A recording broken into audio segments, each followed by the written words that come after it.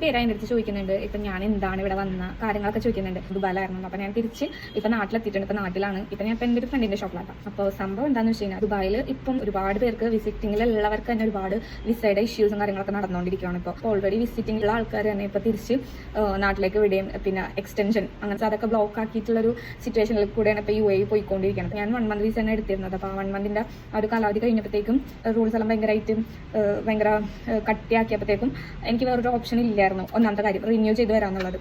പിന്നെ രണ്ടാമത്തെ കാര്യം നമുക്ക് ഇൻസൈഡ് തന്നെ എക്സ്റ്റെൻഡ് ചെയ്യായിരുന്നു 1 month കൂടി. എനിക്കപ്പോൾ ഈ ഒരു വിസയുടെ ഇഷ്യൂസ് സ്ട്രിക്റ്റ് ആക്കിയ ടൈമിൽ എനിക്ക് അത് രണ്ടും ചെയ്യാൻ പറ്റാത്ത ഒരു ഇതിലായിരുന്നു എൻ്റെ അവസ്ഥ. എനിക്കാണെങ്കിൽ ഡേറ്റ് ആകുകയും ചെയ്തായിരുന്നു. തിരിച്ച് എക്സിറ്റ് ആവേണ്ട ഡേറ്റ് വിസിറ്റിംഗ് വിസിന് പുതിയത് എടുക്കണമെന്നുണ്ടെങ്കിലോ അല്ലെങ്കിൽ ജോബ് വിസ എനിക്ക് ജോബ് വിസ ആയിട്ടുണ്ടായിരുന്നില്ല. ആക്ച്വലി ജോബ് വിസ ആകാനായിട്ട് കമ്പനിയുടെ ഭാഗത്തു നിന്നുള്ള കുറച്ച് ഡിലേയും കാര്യങ്ങളൊക്കെ ഉണ്ടാവുന്ന അവർ ഓൾറെഡി പറഞ്ഞിട്ടുണ്ടാവുള്ളൂ. അപ്പോൾ അതൊക്കെ കൊണ്ടിട്ടാണ് ഞാനിപ്പോൾ നാട്ടിലേക്ക് തിരിച്ചെത്തിക്കണം. അപ്പോൾ പലരും എൻ്റെ അടുത്ത് ചോദിച്ചിട്ടുള്ള കാര്യമാണ് എന്താണ് സെറ്റായില്ല, എന്താണ് തിരിച്ച് വന്നതെന്നൊക്കെ.